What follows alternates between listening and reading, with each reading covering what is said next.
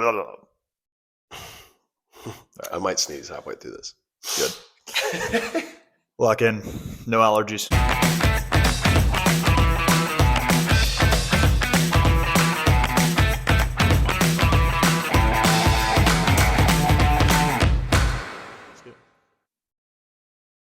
Hi, I'm Emiliano.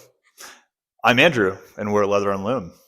And today we're going to talk about Watches and Wonders Rolex predictions. Yes, we are. So let's get started. Let's preface. So everybody's seen the video now of the land dweller. What everybody It's like 15 thinks. seconds, yeah. Yeah, the teaser that just came out yesterday, or 10 days ago now, whatever, Mhm. of the land dweller. And what are your thoughts on that, Emiliano? The land dweller.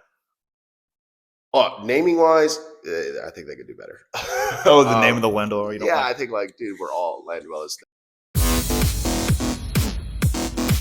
There was a Reddit comment that said land dwellers is what the mole people call us. I thought it was hilarious. I think it's cool. I really like the hexagonal dial, or like the teased hexagonal dial. Hexagonal dial? It's like a honeycomb hexagon. Oh, okay, got it. Yeah. I like that. I think it's funky. It's different. I think, God, I know one of the date justs had a similar looking dial. I just can't remember what it was. A blue. It was yeah, a it's blue the dial. blue one. I have a hot take. Mm-hmm. I think that Rolex will make this watch, and it'll be hard to get when it first comes out, but I think this could be a watch that they're going to try to sell to the masses. Oh, you're thinking they're going to make this put it maybe like at the 7,000? I think they're going to follow Patek Philippe's suit, and Patek Philippe made the Cubitus, we all know, that god-awful watch. They made that watch for an entry-level watch, a steel sports watch. I think that it's very likely that Rolex is going to posture this watch to be attainable for everyone, because we've seen in the teaser, if there's different colors for each watch. Yeah. So they're already making multiple models of this watch. I think it's very likely that they're going to posture this watch to be this entry-level land dweller. Like, are they gonna do what the iPhone did with that like plastic? That kind of thing. The 5E or the 5S or whatever. Yeah, I think they might be going in that direction. And because what does that do if they posture that as an entry-level watch? It also raises the bar to get every other watch that they have that's a steel sports watch. So if they make this one watch for the people, then now what becomes more desirable? The Daytona, the GMT, the Datejust. You see what I'm saying? So okay, I think it's very possible. Yeah, I don't know. I can see that. But yeah, would you get one then? I am not. I have to see it in person. Okay, if it's like a 38 millimeter, I would love it. I don't love the idea but I have a feeling because these integrated steel sports watches, like the PRX, are kind of chunkier. Yeah. I have a feeling we're probably going to see this in like a 40 or 41. Yeah, 41 would be big. It's too big. It's not for me, but I do love. Bring back the 39s. Yeah, like a 39. Bring back a 37 or 38. Yeah. But I do love the flat bracelet look. I love that it has a hidden clasp. Yeah, that's great. The new bracelet, the new Jubilee, is going to be like a flat link one, and I think so. We were talking about it. Kind of is going to steal a little bit of the Royal Oak bracelet look, where it's like that flat. Be careful, Rolex nerds are going to eat us up for that. Rolex had their own version of that too. Yeah. With the oyster quartz. Yeah. And you know me, I'm not like the nerd, so I'm going to reference it to something that I know. I'm the dork in this relationship, so give them some. But grace. It's going to be a flat link, like very geometric, very tight tolerance, and I think it could look well depending how they execute it. What do you think about this Tiffany blue Daytona? I hate it. I hate it too. Oh my god, it's bad, dude. It's bad. I don't know if we have to talk about that anymore, honestly. Let's just move on. Yeah. It doesn't deserve any recognition. Okay, let's talk GMT lineups. We're not just going to talk about the release leaks. Let's talk about some things that we might not have seen yet. So I think that there's a very real possibility that we see a new GMT this year. I don't want to go so far as like everyone on YouTube is like, oh, the Pepsi's going to go away. Here's my hot take again. I don't think the Pepsi's going to go away this year. I think they'll probably introduce a new GMT though. And we've seen leaks of this green, the same watch I'm wearing, but with a green dial. And I think that's possible. I don't know. It seems weird that they would not discontinue this one and then maybe reintroduce a new one for. Do you think they'll do a gap year? Well, this GMT, this is the anniversary of the GMT this year. So okay. Well, what I'm saying is, like, do you think they'll cancel one or discontinue one? Sorry, kind of let the public fester for a year and then No, like release? it's an anniversary year. They're going to release something this year, Okay. I think. Because talk about anniversaries, we were just doing a little bit of research. 70th anniversary of the Milgauss Next year. is next year. So I know we're talking already a year from now, but it first came out in 56 and, 26, 70th. Who knows? Maybe. Yeah. I'll kind of float it out there. We'll talk in a year. Yeah. I think that there's a possibility that we will see a new GMT. I don't think that we'll see a Coke bezel. No? Well, talking about discontinued Air King.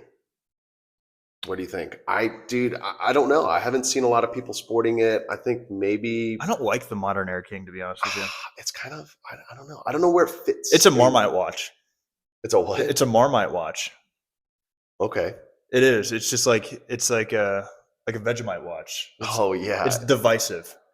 You either like it or you don't. We're a vintage watch company. I love the vintage Air Kings. Like the blue dial are fantastic. Big, bold, like love it. Yeah, but they were 34 millimeters back in the day, so they're these like really understated watches. But the new ones kind of stink. I just don't know what they're trying to be. Yeah, exactly. It's like not an Explorer 1, but not, and then like it doesn't go enough into like the luxury to like look kind of like a date just or day date, and then obviously doesn't touch any of the subs or Daytona. I don't know where it fits. Remember this video in 30 years when I say that watch will probably retail for like $60,000 because nobody likes it now.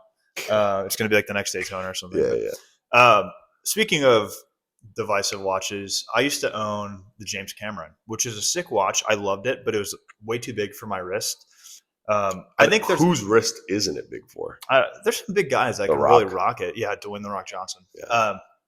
I think that there's a very real possibility that they're going to get rid of this watch soon.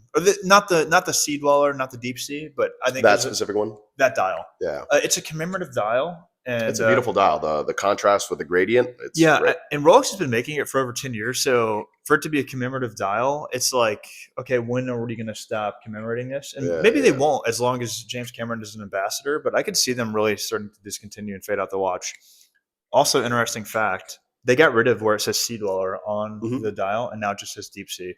So this would be a good time for them to transition again. Cut loose and see. But I don't know. I think we'll see that watch go. As far as any other watches, you got anything else? Not really. Skydweller. Oh, that green. So it's a green Skydweller, like a British racing green, like a forest green, best green I can compare it to. It's like the James or the John Mayer one. John Mayer. The John Mayer Daytona on a gold. I love it. With red, I think it was red and white lettering, right? Like the red and white hour markers. It could be good. It could be a lot. Gold, think of the colors. Gold, green, I feel like you're saying the same thing people said about the John Mayer watch 10 years ago.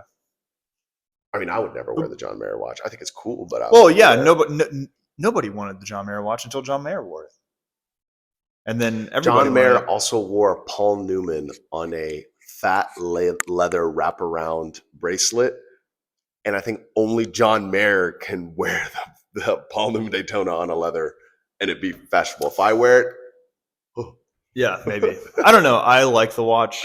I hope that's real. What I hope for the Skydweller and what I'm going to predict right now, I think that they're going to make the Skydweller in a smaller case. Right now, it's 42 millimeters. Yeah, it's a huge watch. Do you think that's affecting and it works thick what people? Oh yeah, and it's one of the biggest watches that Rolex makes. It's also one of the most. I think it is the most complicated watch that Rolex makes right now. So I think that they're going to shrink that down and bring that to a more approachable size for people because. Okay, but then will it be too complex and too busy? I mean, it's already it's got a complicated face, it's got a complicated dial, and then you're shrinking it, and so I'm not a huge Skydweller fan, but I think that they've done a good job of reducing how busy the dial is by keeping everything circular and not putting multiple geometries in it, subdials inside of the watch. Yeah, you got it. Not so many geometries to make the watch super busy. They've done a good job of making it very clean. Yeah. I think that they can make it possible. There's already a market for people that enjoy the Skydweller. Yep. So if they make it smaller, I don't think that it's going to be too offensive. But those are my predictions.